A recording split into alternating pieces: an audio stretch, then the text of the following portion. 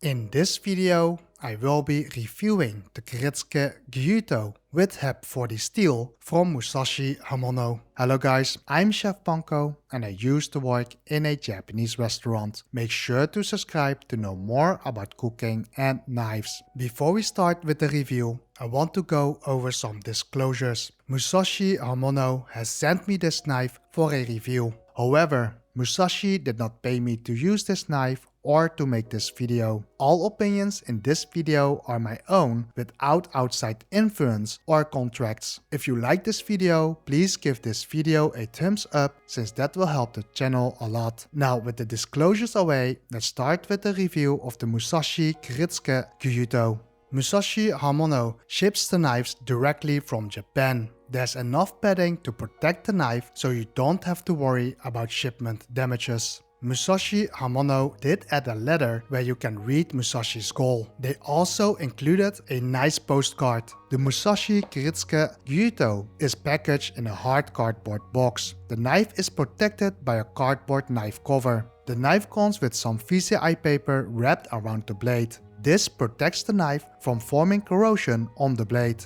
The Musashi Kritsuke Gyuto has a blade length of 200 mm. The top part of the blade has a matte finish. The Musashi kanji is nicely engraved on the blade. The knife comes with a nicely polished octagonal rosewood handle. The steel that is used is HEP 40, which has great toughness, hardness and edge retention. However, HEP 40 is not stainless and it needs some care. Musashi did not specify the Rockwell hardness of the HEP 40 Kritsuke Gyuto, but my review sample has a Rockwell of around 64 to 65. If used at home, you can get away with around 11 months before needing a whetstone touch-up if you regularly hone your knife with a honing rod. The knife is also quite durable. However, the knife is not stainless and you should take care of the knife. If not used for a long period or used in a humid environment, it is recommended to protect the blade by adding a layer of mineral oil on the blade before storing it.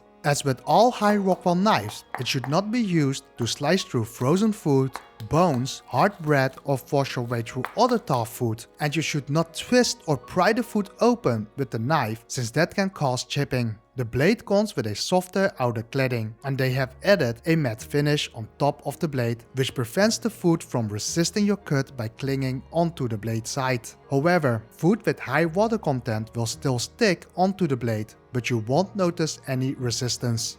The knife comes with a nicely polished rosewood octagonal handle which is a well-balanced design for comfort and grip. When the handle starts to feel dry, you can apply a thin layer of mineral oil. Most traditional handles comes with a colored top part. This top part is usually a thin layer of resin to prevent water damage on the rosewood handle. The downside of this kind of handle is its durability. A traditional handle is less impact resistant compared to a full tang handle. However, a Japanese knife with a high Rockwell isn't impact resistant in the first place. Therefore, I do not recommend the pinch or the thumb grip on the handle. The balance point is under the kanji. Depending on your gripping style, the balance point will shift. It is considered front heavy if you pinch grip the knife at the neck area. If you pinch grip at the blade or in front of the chiseled kanji, the knife will be middle balanced. Keep in mind that you shift your middle finger towards the choil by doing so. The choil is nicely rounded and polished. If you use a fingertip grip, the knife will be front heavy.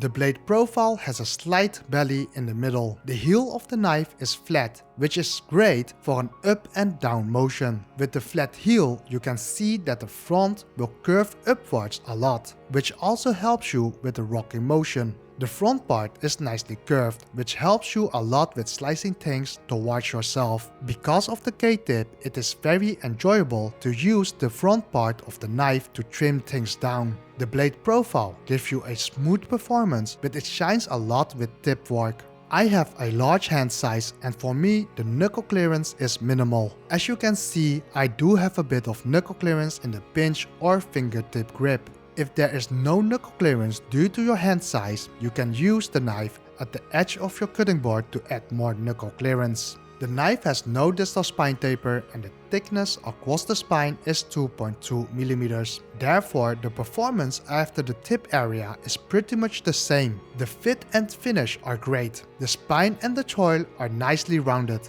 The blade is put completely straight into the handle and the knife itself is completely straight. I could not see any flaws in the fit and finish.